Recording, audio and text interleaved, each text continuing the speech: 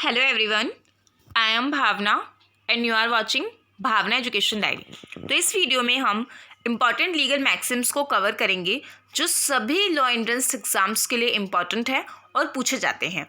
तो इसकी पीडीएफ जो है आपको मेरे टेलीग्राम चैनल पे मिलेगी। टेलीग्राम चैनल का लिंक मैंने डिस्क्रिप्शन में दिया है।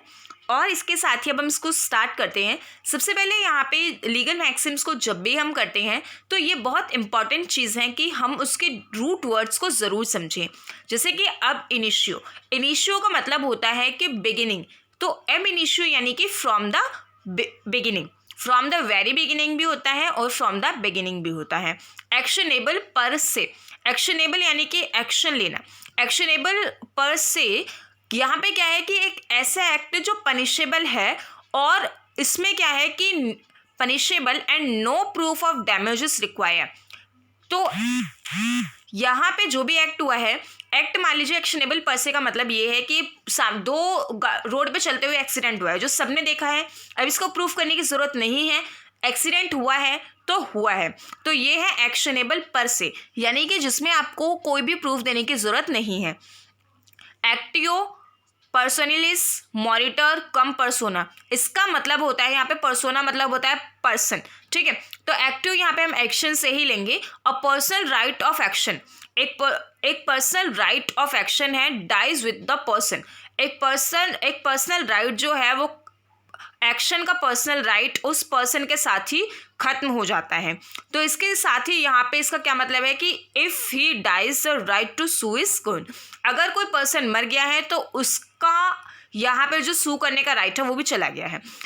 एक्टोरी इनकम्बिट ओनस प्रोवेंडी, तो यहाँ पे इसका क्या मतलब होता है, ओनस प्रोवेंडी का मतलब होता है बर्डन ऑफ प्रूफ। अब इस पूरी लाइन का मतलब क्या बन जाता है, the burden of proof is on the plaintiff. Burden of proof किसके ऊपर होता है, प्लेंटिफ के ऊपर होता है। जनरली ये तो इस लीगल मैक्सिम का मतलब है, बट इसके साथ ही यहाँ पे एक जनरली क्वेश्चन आता है लॉ एंट्रेंस एग्जाम्स में कि बर्डन ऑफ प्रूफ किसके ऊपर होता है। तो जनरली बर्डन ऑफ प्रूफ जो है वो प्रोसिक्यूशन के ऊपर होता है। एक्टस रियस नॉन फेसिट रेम निसी मेन सिट्रिया, तो ये बहुत ही ज़्यादा इंपॉर्टेंट है। इसका मतलब क्या होता है कि जब भी कन्विक्शन हम देखते हैं यानी कि गिल्टी होने के लिए किसी पर्सन की, तो यहाँ पे क्रिमिनल एक्ट के साथ साथ उसकी इंटेंशन भी ज़रूरी है। अगर किसी पर्सन का गिल्टी माइंड नहीं है तो उसके साथ वो पर्सन जो है वो उसके लिए लाइबल नहीं हो सकता। एड होक यानी फॉर अ स्पेसिफिक पर्पस और फॉर अ पर्टिकुलर एंड, यानी किसी एक पर्टिकुलर पर्पस के लिए किसी पर्सन को अपॉइंट किया होता है तो वो एड होक हो जाता है। एलिबी यानी कि एक किसी और प्लेस पे, एलिबाई का इसको एलिबी भी बोलते हैं, एलिबाई भी बोलते हैं। तो इन वर्ड का प्रोनाउंसिएशन हो सकता है आपको अलग अलग दिखे।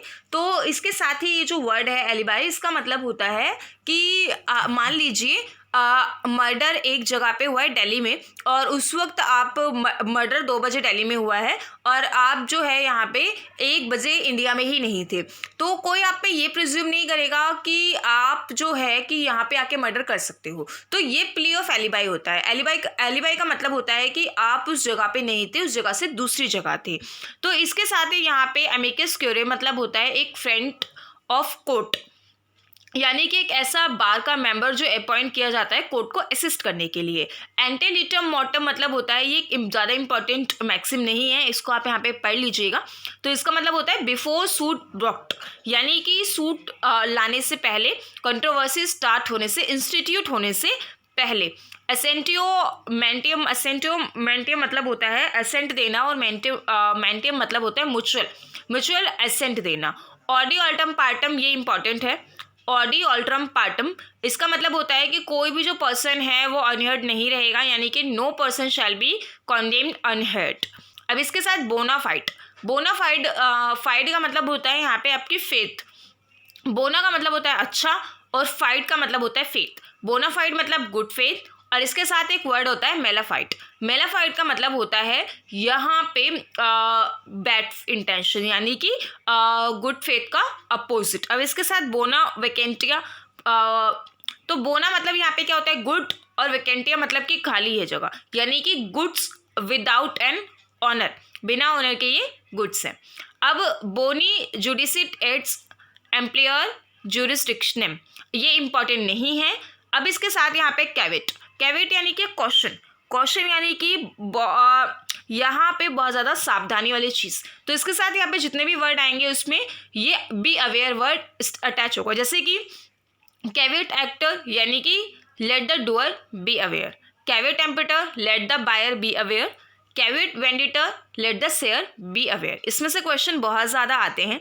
अब इसके बाद नेक्स्ट जो है हमारी वो एक क्या है, वो एक रिट है। तो रिट बहुत इंपॉर्टेंट है, 5 जो हमारे रिट्स है उसमें बहुत इंपॉर्टेंट है। इसका मतलब क्या होता है कि इन्फीरियर कोर्ट ने जो ऑर्डर पास किया है उसको क्वेश्चन किया जा सकता है। Set you already a writ by which order passed by N inferior court is question. Corpus मतलब होता है बॉडी, हबियस कॉर्पस जो है इसकी एक रिट है जो पूछी जाती है। कॉर्पस मतलब बॉडी होता है, कॉर्पस डेलिक्टी यानी इसका मतलब क्या होता है कि एक डेड बॉडी, जो काइंड ऑफ डेड बॉडी, ऐसा फैक्टर सर्कमस्टांस जो कॉन्स्टिट्यूट करता है क्राइम को और कॉन्सेंट्रेट करता है जो क्राइम के एविडेंसेस होते हैं उनको। तो जैसे कि एक कॉर्पस यानी कि डेड बॉडी।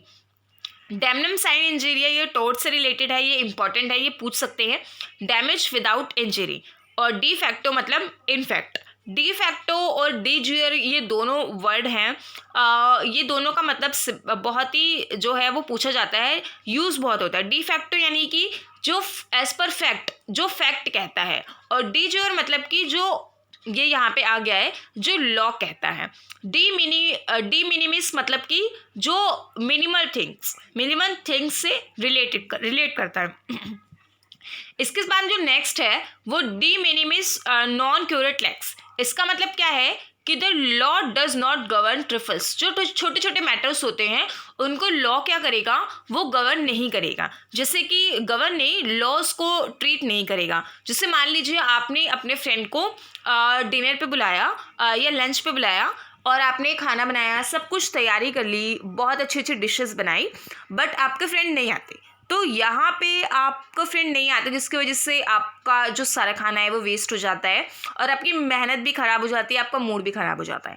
तो यहाँ पे आप इसके लिए आप अपने फ्रेंड को क्या नहीं कर सकते, ब्लेम नहीं दे सकते, उन्हें उन पर सूट फाइल नहीं कर सकते हो।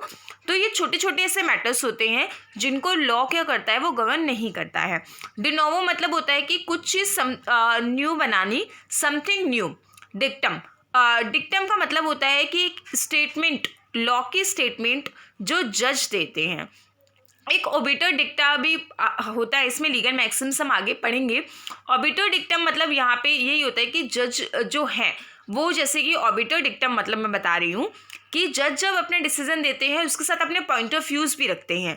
तो हो सकता है वो मेजॉरिटी में जज हों लेकिन माइनॉरिटी से रिलेटेड कुछ व्यूज़ रख रहे हैं, तो वो जजमेंट का पार्ट नहीं होता, लेकिन वो उनके व्यूज़ होते हैं जो इसमें इंक्लूड होते हैं। डॉली इनकैपेक्स, तो इनकैपेबल ऑफ क्राइम। डॉली इनकैपेक्स यानी कि कोई भी क्राइम करने में असमर्थ। अब यहाँ पे डॉली कैपेक्स है तो कैपेबल ऑफ डूइंग क्राइम। अब इसके साथ डेटिन्यू मतलब क्या होता है कि एक यहाँ पे टॉट है, ये भी रॉन्गफुली एक्ट है जिसमें आप क्या करते हो, किसी और के गुड्स जो हैं वो किसी और के पास चले जाते हैं जिससे आप होल्ड कर लेते हो।